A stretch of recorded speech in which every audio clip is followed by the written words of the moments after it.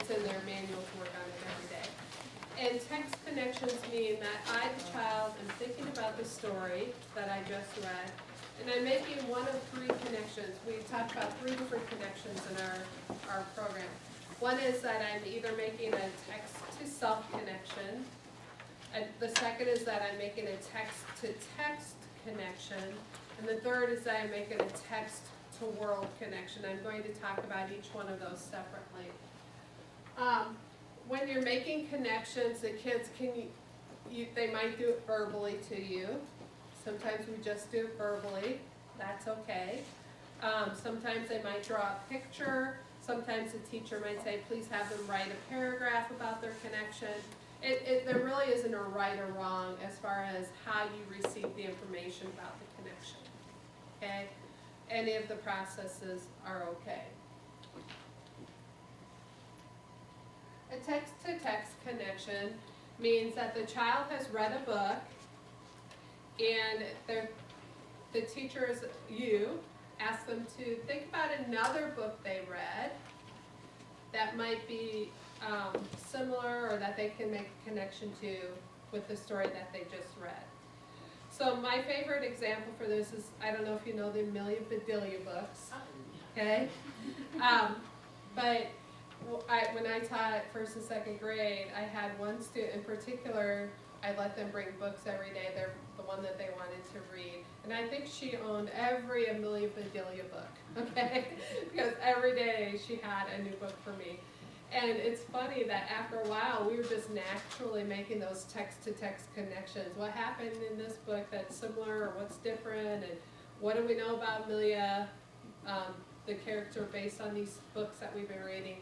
And so text-to-text connections are just that. You're reading a book, you're thinking about another book, maybe by the same author, like in our case, in the case I gave, or maybe about the same topic. Maybe the topic is similar, or maybe the format of the book was similar in some way, and it reminded them of something about another book they read, okay? So that is the text-to-text connection.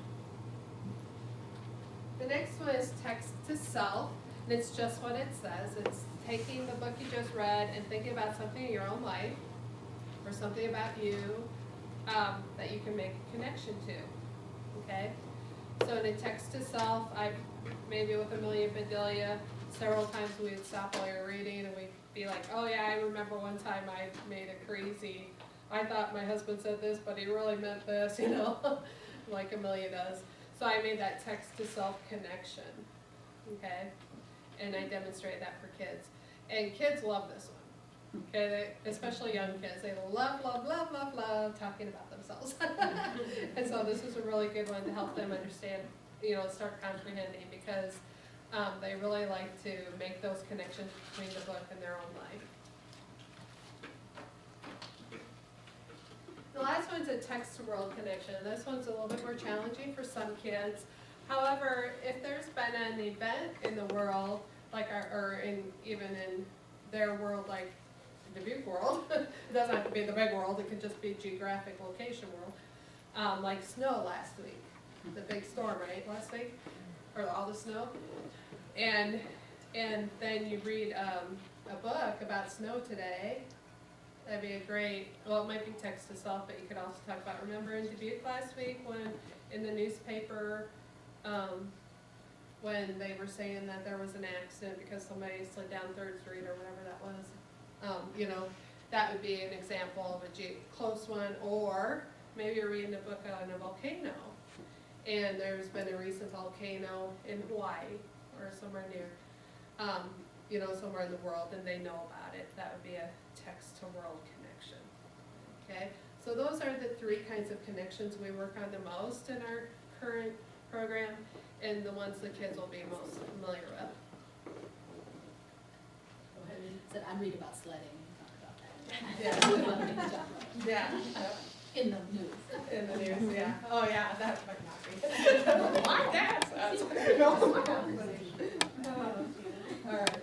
So we're going to practice. We're going to pretend that we just